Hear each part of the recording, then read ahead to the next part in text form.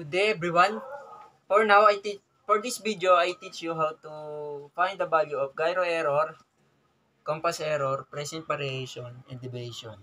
So, as you can see, we have a given gyro heading, relative bearing, compass heading, variation, and true bearing. So now, we need to add the gyro heading and relative bearing. And we need to ipapakita po natin yung pagkakasunod-sunod ng formula kung paano po i-add yung gyro heading and relative bearing.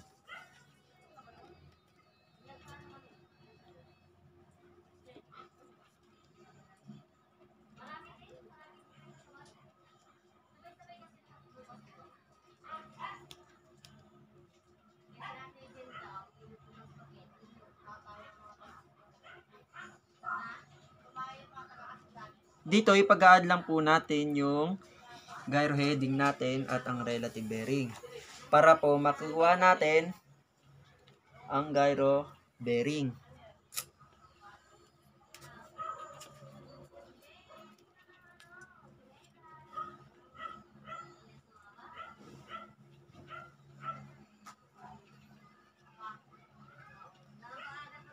And then i-minus po natin siya sa ating true bearing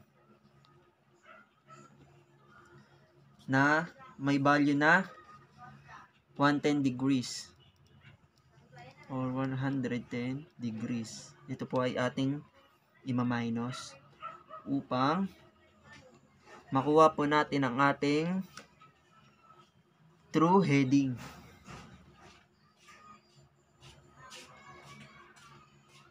I mean, gyro error po pala.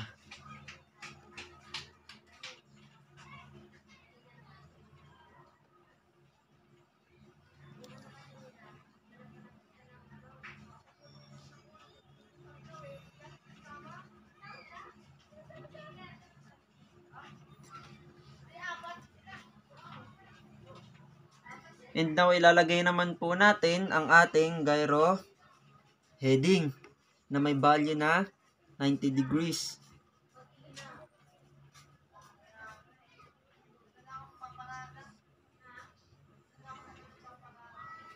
Dito kung makikita po natin na ang total po ng pinag-minus natin na gyro bearing at true bearing ay 5 degree west.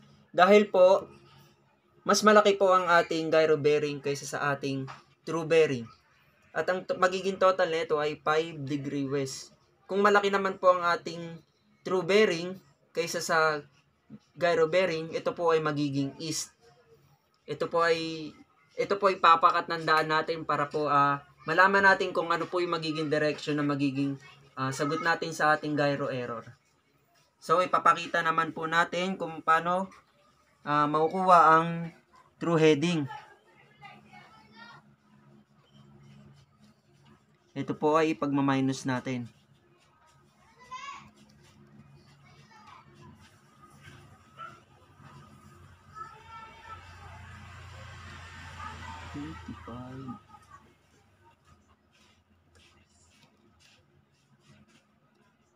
At ilalagay rin po natin ang ating compass heading na may value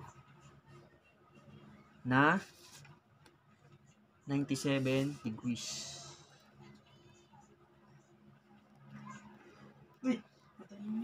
Para makuha natin ang ating compass error.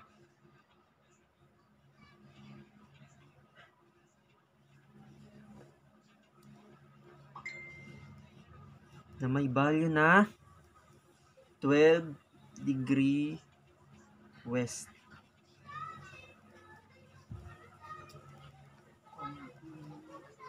At dito ilalagay naman po natin ang ating variation na may value na 3 degree east. Ito kung makikita po natin, ang ating value ng variation ay 3 degree east.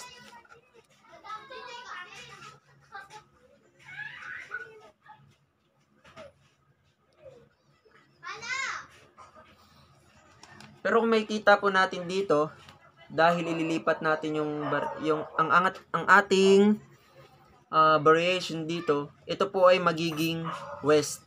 So kapag parehas po sila ng direction, ipag-a-add po natin.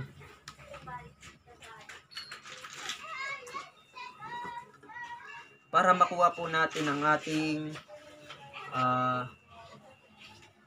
deviation. Ito po yung magiging total ng ating deviation.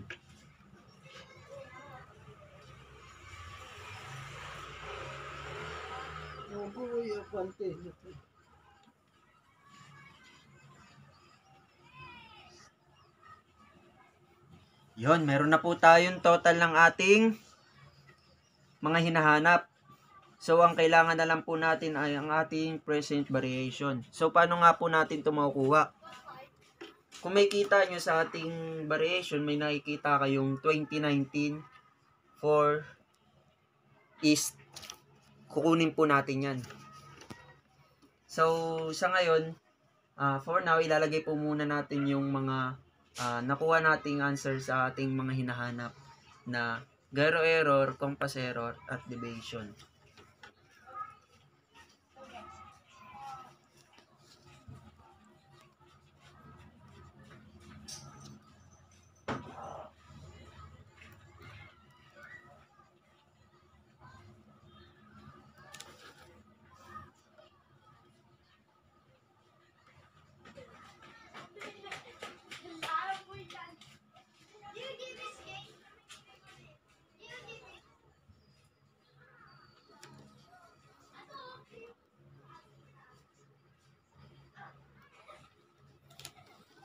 So, yun. Ito na po. Meron na po tayong answer sa ating gyro error, compass error, at deviation. So, ngayon, kukunin naman po natin yung value ng present variation. Dito po, ipagmaminus po natin yung given na 2019 sa present year na meron tayo ngayon. It is na 2023. 2023 minus 2019. Meron po tayong 4 years total.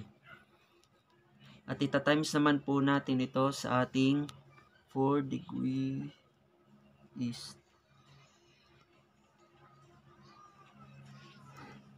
At ang total po nito is 16 degree east or 0.2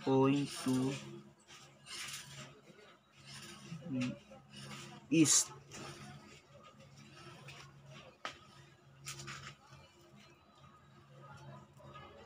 At ipagpa-plus lang po natin ang ating degree ng ating variation.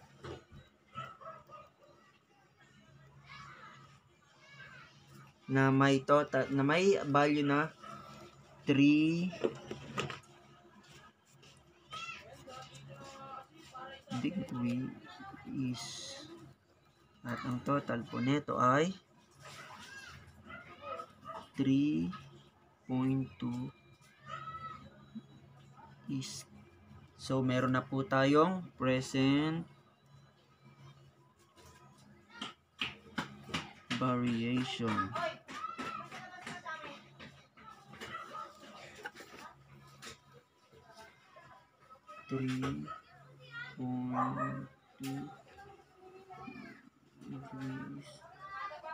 Is.